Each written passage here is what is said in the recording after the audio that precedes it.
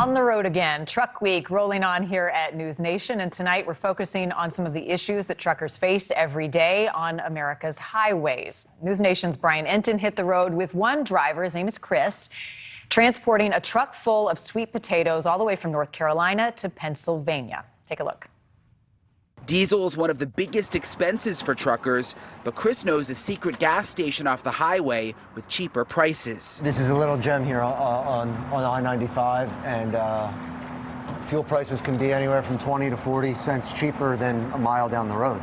At my max, I'll take 200 gallons of fuel. You know, you do that twice a week, 3 times a week. Adds up to a lot of money at the end of the year. Hundreds and hundreds of dollars. Joining us now is trucking fleet owner Larry Long. Larry, a moment ago I said you were a trucker. Do you have experience driving a truck and now you run the company? I do. I was a driver for about 10 years and came off the road a couple years ago when my fleet grew to the point where it was more important for me to be here than to be in a truck. So one issue that 2 truck drivers told us today that we interviewed was the parking situation and where they park on those long hauls and sleep at night, and they said they're running out of spaces. Is that something that you're seeing as a problem, and how's it being addressed? It is a problem because there's way more trucks than there are places to park. It's something that's not been addressed by the industry, and unfortunately the industry is looking to the government to try to help address that.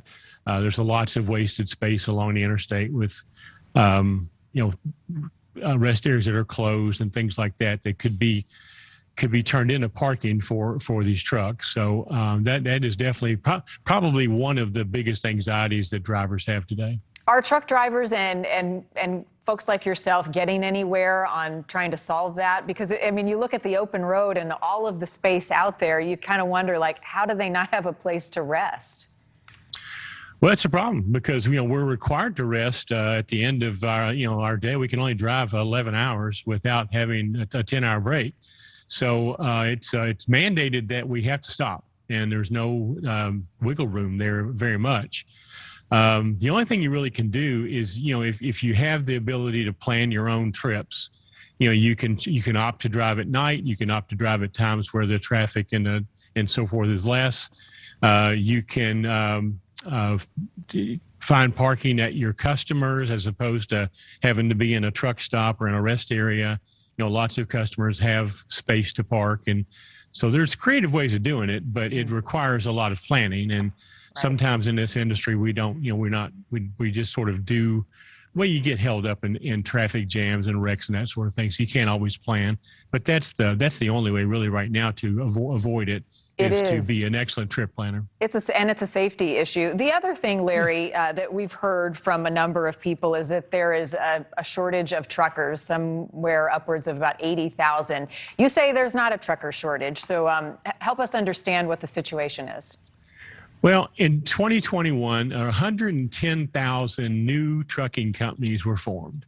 Those trucking companies are typically 1 to 5 trucks. There's an 80,000, according to the numbers that you hear, we're 80,000 drivers short. However, 110,000 of those went into business for themselves. So I don't buy the trucker shortage thing. I think people just are tired of being treated the way they are. They want to have control of themselves. And so they go into business for themselves. And the numbers just don't add up. What is your message, Larry, to the general motoring public when it comes to sharing the road, understanding the job of truckers to get the goods that we need so desperately from point A to point B and the challenges that they're facing? What more can we be doing or understanding about the work out there? Well, obviously, everything that you want comes to the store that you buy it from on a truck. It's a foregone conclusion that these trucks have to drive and have to use the road, and they have to park in your town. You have to drive around them because that's where the merchandise comes from. People like what's in the truck, they just don't like the trucks. And unfortunately, you just can't have it both ways. So, from a trucker standpoint, it would be nice to have a little courtesy and a little, respect for what we do as opposed to just what we haul. But, you have to be realistic about that too. Mm-hmm. And, the only thing I would say is that When no one wants a truck stop in their backyard, no one wants trucks parking in their town. But understand something: if that's how you want to be, we can't bring you your goods. Right. You know? It's it's a domino effect, and we take a lot of that for granted. And those guys and gals are out there working very hard. Larry Long, we appreciate your time this week as we focus on the challenges of the industry for truckers driving the open road across our country. Thank you. Thank you. A little fun thing that Brian Enton mentioned, because he drove with that truck driver all the way from North Carolina to Pennsylvania, 7 or so hour trip.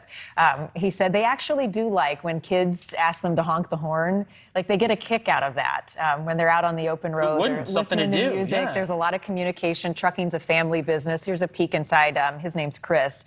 His cab, he eats in there, he sleeps in there. So paying attention to truckers and the job they do is important, but they also have fun, and it can be a really cool job. Yeah, and I'm old enough to remember when a couple of years ago everyone was worried that self-driving trucks was going to put truckers out of business, right? Yes. And everyone says, what are we going to do with all these great high-paying jobs that don't require a college education? And now it's totally the flip side. Yep, and I'm glad you mentioned that, because autonomous trucking is our story for tomorrow. Didn't even plan it that way. I know. Wow. There you go. All right. Thanks for watching. Click the red subscribe button below so you can get more of NewsNation's fact-driven, unbiased coverage.